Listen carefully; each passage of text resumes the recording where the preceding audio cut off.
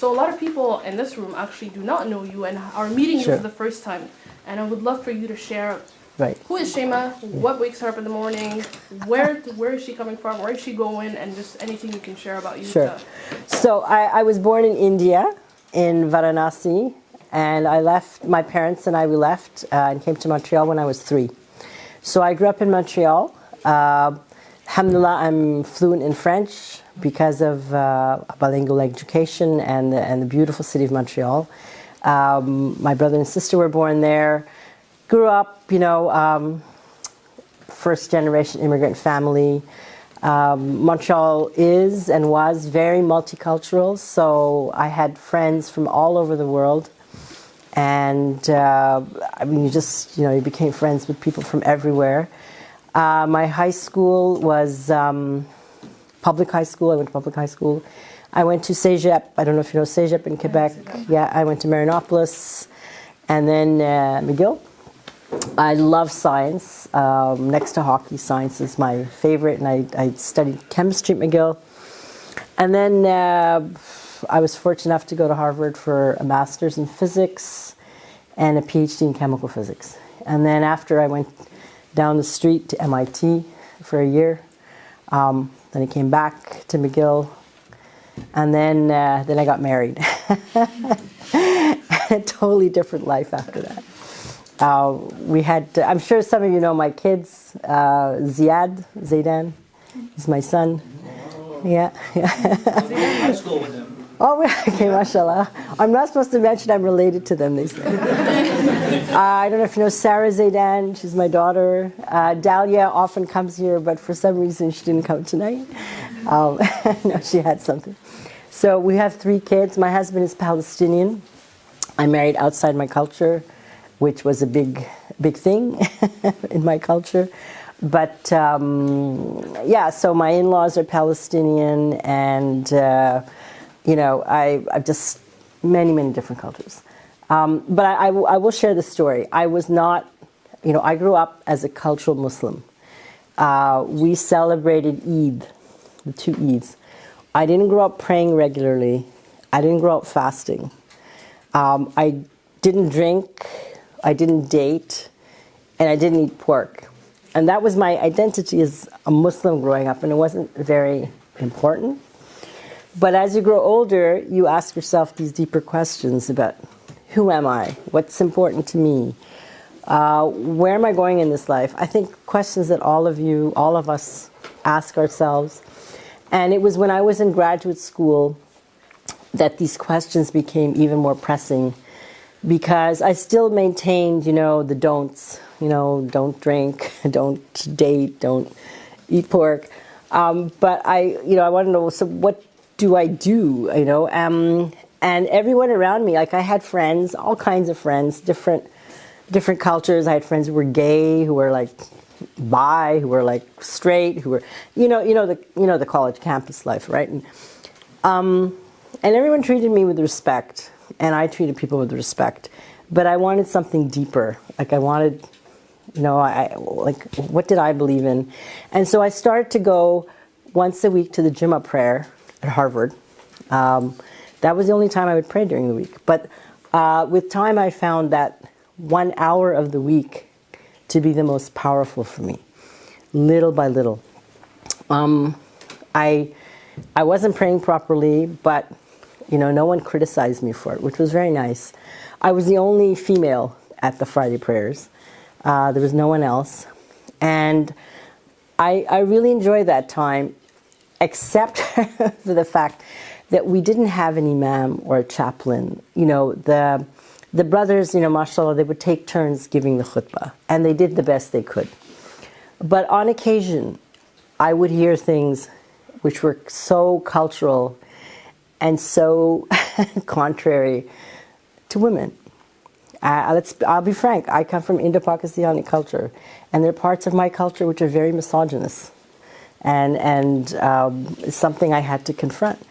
And as time went on, I loved going there, but there were things that would bother me. And at one point, one of the graduate students said to me, he said, Sheema, a good Muslim woman does not go and study a PhD. So that made me think. Yeah, I was like, huh. Does that mean I'm not good? Does that mean my religion says I shouldn't study? But the message I got as the weeks went by was that because I was a woman, I was inferior to a man.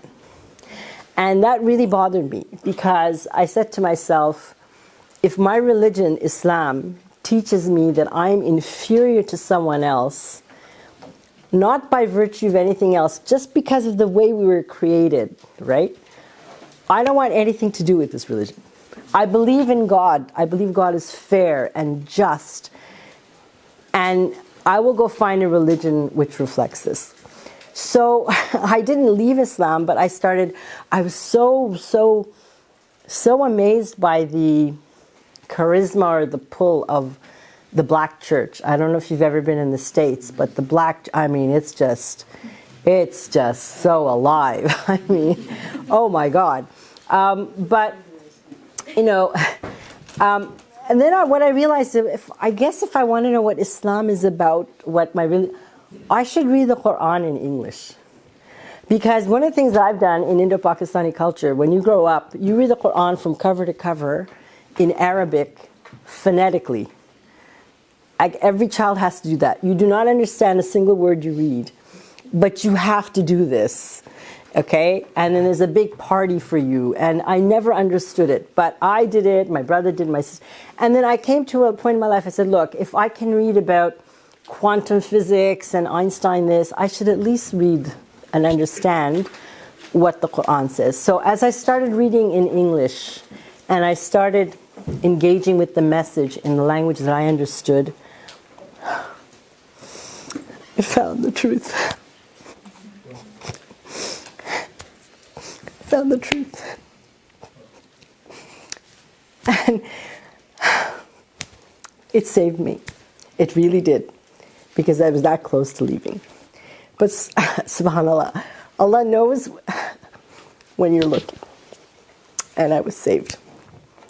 And so I started reading more and more and more the Book of Allah. I didn't want to hear what someone tells me on a Friday. I don't want to hear what someone tells me. I wanted to know directly. And that's what really changed me. And I think the other thing that changed me is I went to hear a lecture given by the MIT Muslim Students Association, and they had 3 female converts, women who had, or reverts, sorry. Back then we said converts. And these were American women, and they were just so grounded in their faith. And they just talked very matter-of-factly how they had lost their family, they had lost their friends. But for them, it didn't matter. It didn't matter. They were ready to sacrifice because this is what they believed in. And you stand up for what you believe in. And so I looked at them and I felt so guilty because I had been born Muslim and I didn't know very much. I had taken so much for granted. And I saw these women who had just sacrificed so much. So I started realizing I have to look at myself. Where am I falling short? And I realized I was falling short quite a bit. And so one of the first things I did was I learned how to pray properly at the age of 26. Okay? I did my first fast of Ramadan at the age of 27. So I started a bit late in life, but it's never too late. And then the other community that I became very attached to in Boston was the African American community. I would go every week. I would go to different halaqah. There was the Arabic halaqah. There was, for lack of a better word, the Ikhwan halaqah. There was the English halaqah. And then I would go to the African American halaqah. And it was just, I can't, it was the best halaqah I would go to. It was very, how do I say, engaging.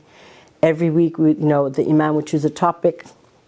And for the next week, someone would volunteer, 2 people would volunteer to prepare a lesson about it. They would share what they'd find, and we would discuss. And this was when Saddam Hussein had first invaded Kuwait. I'm sure none of you were born then. But this was a big deal. And at the time, Saddam had taken some Western hostages. And so it was my responsibility to find out what do we do in a situation, what do Muslims do? with prisoners of war.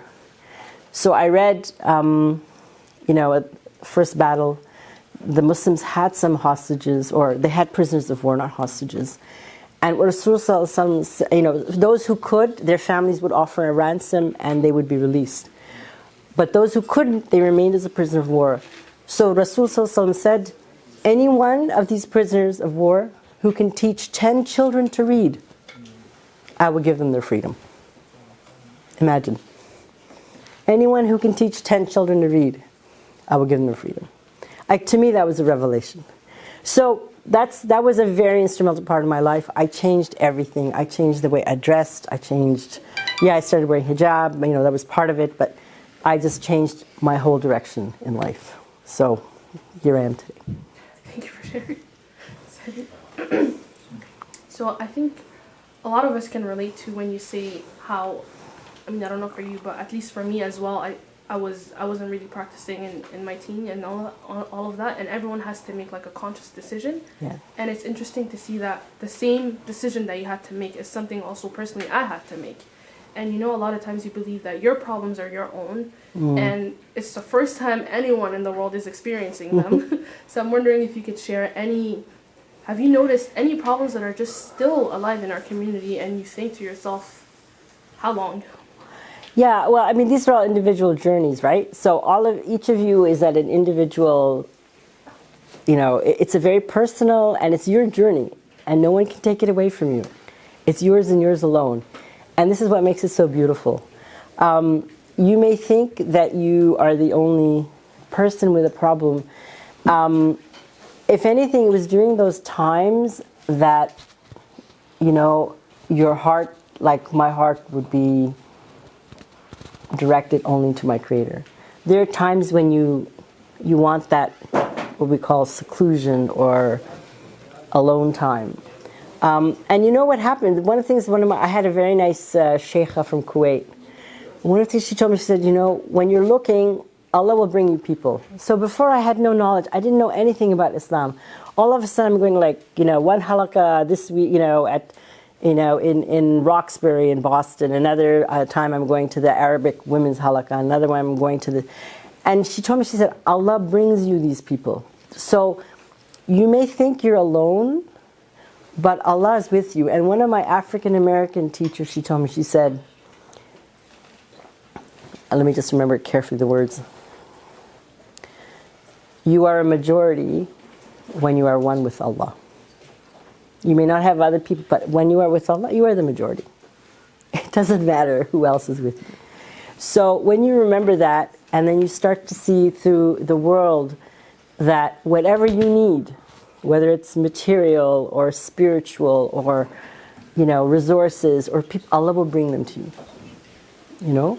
So you may feel you're the only one going through the problem, and little by little you realize that Allah knows your problem better than anyone else.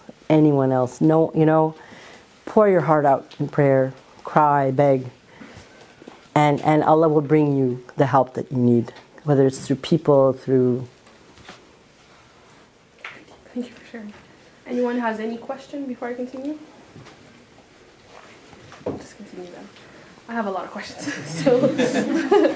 So if you could go back to Sheema a long time ago, or I'm sure you're not that old, but if you could go back to Sheema when she was 20 years old, first of all, would you think, how different would Sheema, 20-year-old living here, how different her problems would be from Sheema that you were 20 years ago? Oh, yeah. At 20, sorry? Oh, yeah. And then what advice would you give Okay. Sheema from then and Sheema now? So I'm not on social media, and I cannot imagine what is, I'm not on Facebook or, Twitter or I'm not on that stuff. Alhamdulillah. I find it such a time sink, and I'm a mom, I work full time, and I don't have time for that. But that, I think, that is a real, all that attention and energy to what people are saying about you, I think that's a huge distraction that we didn't have back then. I'll try to be very polite in my language, but this society is even more hypersexualized than it was 30 years ago, which I think is another huge challenge. But Allah subhanahu wa ta'ala says He never puts a burden on anyone heavier than they can bear. So whatever challenges you are all facing, Allah has your back. You have, Allah does not put a burden heavier on you than you can bear. When I was 20, there are two things I would tell myself. One, know who Allah is. Know Allah. Know who He is. The one who gave you your eyes to see with. The one who gave you your brain to think with. The one who gave you your heart to feel with. Just start to know Allah. That takes time. The second thing I would tell myself, open the Quran, start reading a little bit in a language that you feel most comfortable with. If it's English, pick English. If it's Arabic, pick Arabic. Don't, we've all, like I grew up, it was sort of by rote, you kind of just go through take the time to understand the message, and it's for yourself. And make the Quran your companion. There'll be ups and downs, but make it your companion. So those are the two things. So I think soon enough we're going to open for discussion, but before that I want to ask you, you've seen a lot probably, to think that you witnessed like the Saddam Hussein and all that. A lot of the people here, I'm a little bit older than most people here, a lot of them were not even born for 9/11, so oh, really? extremely young. Oh. Okay. They're very young. But actually a lot of them also were born a little bit before and grew up in that era as well. Yeah. And like what we know of Islam and like this fear on Muslims is completely different than the experience that you have. And even on a community level, like a lot of us know the Ottawa community Ottawa Gatineau community of today, and a lot like we're just starting to work in this community. And for you who has been here a little longer than us, like what would you say are the things that we can count as wins in our community, and especially when it comes to empowering women and making sure that they have enough space? What are the wins? Your personal wins it could be, or even our community wins. Well, like this space, like I'm looking at this, mashallah, like on a Monday night, seeing all these young people, like this is a win, like this is great, mashallah. Just the fact that, it's you all. To me, that's the win. You're the next generation. You're going to be the leaders. You probably are already leaders now, but you're going to be the leaders of tomorrow. And the fact that you are engaged, the fact that you are thirsting for knowledge, the fact that you are getting together and organizing, and you're not cowering. You're not afraid to be who you are. You're not, you're engaging the world. This is a huge, huge thing. I'll tell you one thing that does disturb me a bit about today's conversation. Now, when 9/11 and onwards, Muslims, we were seen through the lens of terrorism, right? Today, we're seen through the lens of Islamophobia, as though we are victims. I don't think that's healthy, to be honest. I hope you don't see yourselves as victims or potential victims all the time. Okay, that's not our way of thinking. If you look at the Seerah, if you look at the time of the Prophet ﷺ, I listened to a great lecture by Sheikh Omar Sulaiman. I listened to Yasir al-Qadi. Yes, Islamophobia is out there, anti-Muslim sentiment, but it has always been there, and it always will be.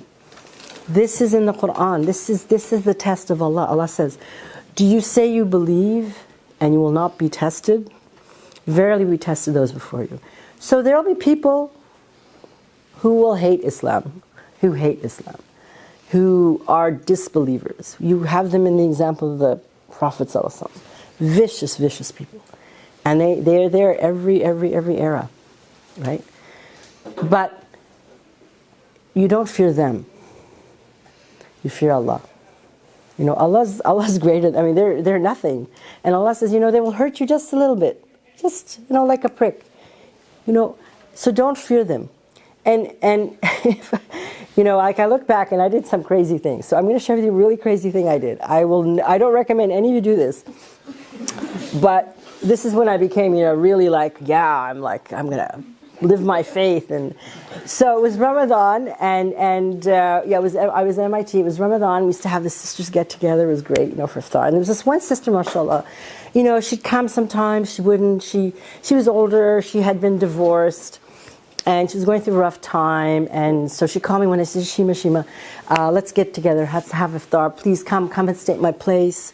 We'll get up for tahajjud, we'll have sahur and read Quran. And I said, great, wonderful. So I went, then I went to her place. And then I get up for sahur, and she made me really nice, and we're eating, and then I hear noise. And I said, it sounded like someone snoring. And I said, what's that? And she said, oh, that's Jerry. So Jerry was her boyfriend. And he had come back in the middle of the night, and he was in her bed. And I'm like, I don't know what to do. So what I opened the Quran, and I came to a verse in Surah Baqarah, and I forget, but I remember the two verses. It says, do not fear them, fear me. So I knew what I had to do. So I went to her and I said, you have to tell him to leave. This is wrong. And she said, I can't tell him to leave. I said, okay, I will. And she said, you can't do that. I said, I will. This is wrong. This is haram. So I didn't go. I kind of went away, but I said, excuse me, but you have to leave now. And he did. And my friend was furious with me. She was furious. She didn't speak to me for months. And you know what? In retrospect, I would not have done that. I would not have. But why do I relate this to you? Because that always sticks with me. Do not fear people. Allah is greater than people, far greater than people.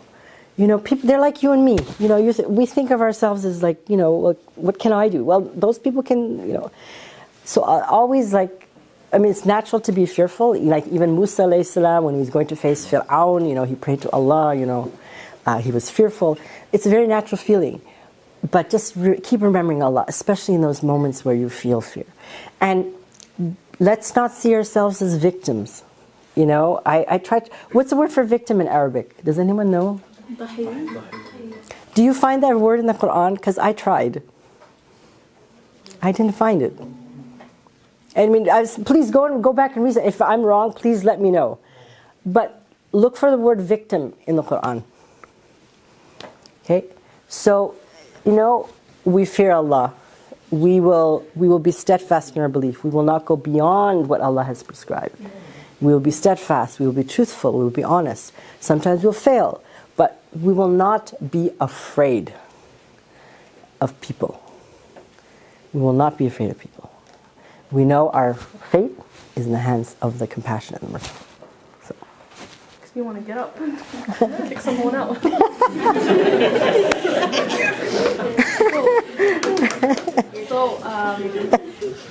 We're going to open up the floor for group discussion, but before that, actually, it's not on the list, sorry, but a little bit of context. So at Faith, I would say we're not afraid to have the hard conversations. I heard you talked about Andrew Tate. I wish I had been here. I wish. Alhamdulillah. Oh, okay. A blessing in disguise. They're great disguise. So, like you said, we talked about Andrew Tate, but we talked about Tateism more than Andrew Tate. But we talked about feminism. We talked about how the plea of men in our time, how, subhanAllah, of course no one is a victim, but it's crazy how our men are also suffering on their own. And to come back to that question of female empowerment and what it means to have a society that is empowering everyone, and we don't have to say this is female empowerment or men empowerment. Right. This is just we're all empowering ourselves, and no one is a victim, and we're all basically doing the work. Yeah.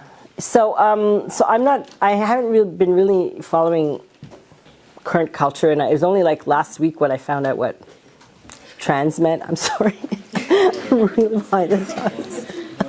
I thought it just meant someone transitioning from one gender to another. There are people who have operations, whatever.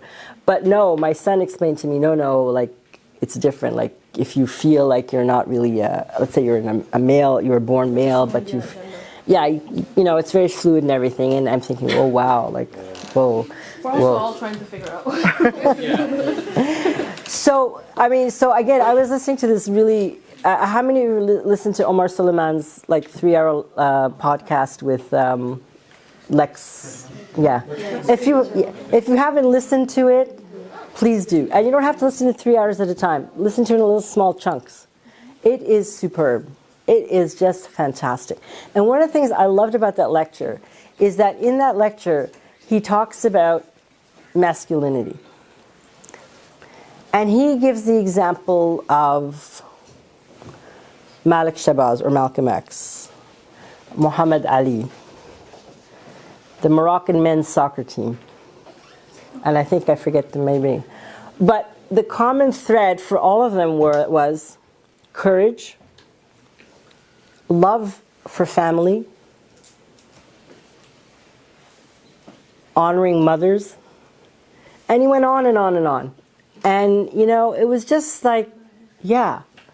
It was just so natural, and like we should celebrate this. We should celebrate, and of course the ultimate mass. If you want to see, just look at the example of the Prophet ﷺ.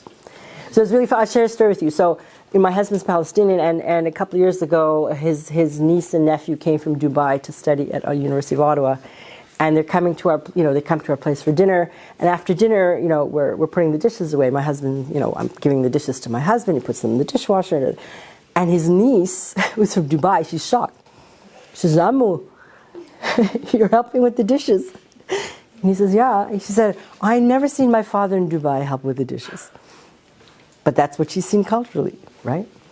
So my husband, he grew up in Kuwait, Arab, in Arab culture, didn't usually see that, but he says, no, the Prophet ﷺ, he helped around the house. This is my example.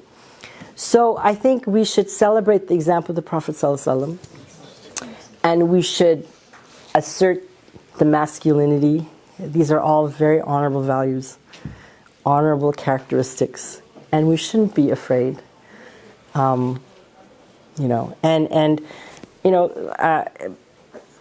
Again, I'm sorry I missed the conversation about Andrew Tate because, I didn't know who he was until someone told me he embraced Islam. And it's like, okay, who's this guy? I don't know. So I look and then things have happened since, and I'm thinking like, I don't understand the pull because his persona, his behavior is so opposite of the Prophet ﷺ. Humility, honoring women. It's just I don't see but I think Ziad tried to explain it to me. I guess this is an era where it's like to assert, if you like to call it traditional masculinity, is something hard to do now. It's under attack, right? And I think as brothers and sisters, we should defend the example of the Prophet ﷺ. He was our perfect example of what a man should be like, and we honor him, and we celebrate his example. As a woman, I was never a feminist per se, but it's hard. There's so much misogyny in some of our Muslim cultures. I could write a book of things I've been through with my Muslim brothers that have been really painful, and you have to stand up and fight back. Because it's not the example of the Prophet ﷺ. It's culture. And sometimes people get angry that how dare you do this. But we have to stand up for each other, we have to stand up for each other. When we see culture as opposed to Islam, we should stand up for the Islam. I don't think there's anything wrong with that.